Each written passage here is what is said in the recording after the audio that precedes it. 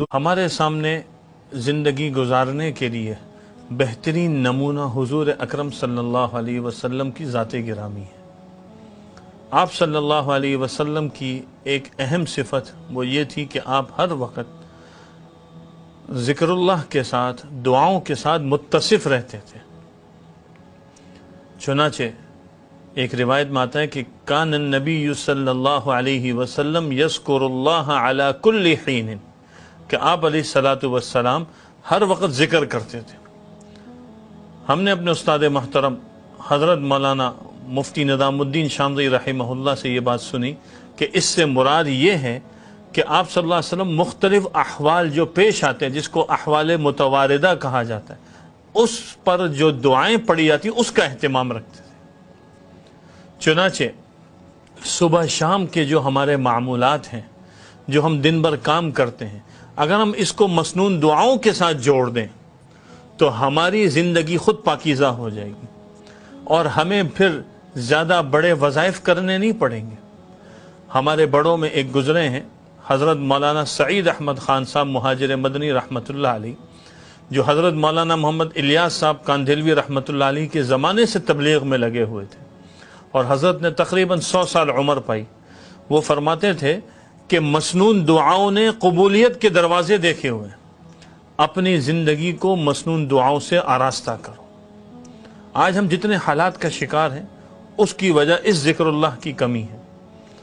اس لیے عام طور پر یوں تو بہت ساری دعائیں مسنون اعمال کی جو ہمیں سیکھنی چاہیے، لیکن میں صرف 7 موقعوں کی طرف اشارہ کر رہا ہوں کہ ہر موقع پر گفتگو ایک مستقل موضوع ہے۔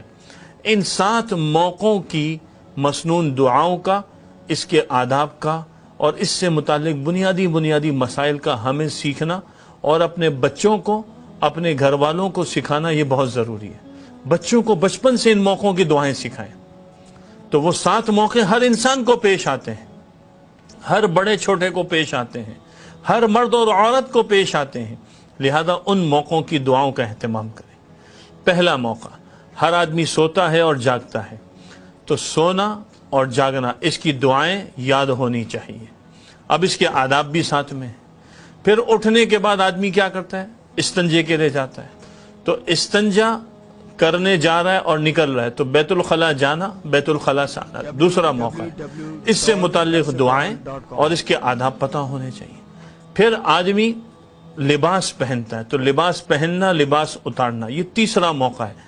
اس کے بھی آدمی کو آداب اور دعائیں پتہ ہونی چاہیے، اور پھر اس میں بہت ساری تفصیل ہے کہ نیا لباس ہے، پرانا لباس ہے، یہ ایک الگ موضوع ہے۔ چوتھے نمبر پر آدمی شیشے کے سامنے جو کھڑا ہوتا ہے تو یہ جو بال بنانا، یہ بھی لباس کے تحت اگر ہم اس کو شامل کر لیں تو آسانی ہو جائے گی۔ پھر چوتھے نمبر پر آدمی کھانا کھاتا ہے تو کھانا کھانے کے آداب ہیں، کھانے کی دعائیں ہیں۔ اپنا کھانا ہے، ضیافت کا کھانا ہے تو اس کے آداب، کھانے سے پہلے کی، کھانے کی بعد کی دعائیں، پھر پانی پینا ہے، دودھ پینا ہے، مختلف موقعوں کے پھل کھانے، یہ دعائیں موجود ہیں۔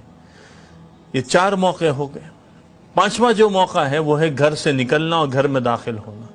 یہ دعائیں بھی یاد ہونی چاہیے کہ گھر سے نکلتے وقت کیا پڑھیں، گھر میں داخل ہوتے وقت کیا پڑھیں۔ 6 نمبر پر گاڑی میں سوار ہونا ہے۔ اب سوار ہوا، گاڑی میں بیٹھا اور پھر بازار جا رہا ہے، دکان جا رہا ہے، ان سب چیزوں کا پتہ ہونا چاہیے، تو یہ ایک اہم موقع ہے۔ اور 7ویں نمبر پر آدمی مسجد جاتا ہے، مسجد کی دعائیں، مسجد میں داخل ہونا، مسجد سے نکلنا، اعتکاف کی دعائیں، وہاں کے مختلف آداب، یہ 7 موقع ہیں، ہر ایک کو پیش آتے ہیں۔ عورت گھر کے اندر نماز پڑھتی ہے تو اپنے گھر میں ایک مخصوص جگہ رکھے جہاں نماز کا اہتمام کرے، تو وہ وہاں پر یہ دعا پڑھ لے تو انشاءاللہ اس کو اس پر اجر مل جائے گا، گرچہ وہ مسجد وہ حقیقی مسجد تو نہیں ہے لیکن دعا کا اہتمام کر سکتی ہے۔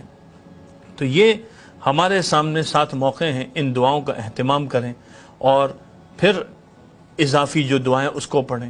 اس کے لیے ایک مختصر سی کتاب حضرت مفتی محمد عاشق الہی بلند شہری رحمۃ اللہ علیہ کی ہے، مسنون دعائیں، وہ اپنے پاس رکھ لیں۔ اسی طرح حسن حسین بہترین کتاب ہے، عمدہ کتاب ہے، وہ اپنے سامنے رکھ لیں۔ ہم اپنی زندگی کو اگر محفوظ کرنا چاہتے ہیں اور ہم چاہتے ہیں کہ ہم بھی 24 گھنٹے ذکر کے ساتھ جڑ جائیں تو ان مسنون دعاؤں کا اہتمام کریں۔ ہر موقع پر خود آواز سے پڑھیں تاکہ بچوں کو یاد آ جائے، گھر والوں کو یاد آ جائے۔ اس کی برکت سے گھر کے اندر دعاؤں کا ماحول بن جائے گا، اور جن گھروں میں دعاؤں کا اہتمام ہوتا ہے شیاطین وہاں پر ڈیرا نہیں ڈالتے۔ تو کیا ارادہ کیا؟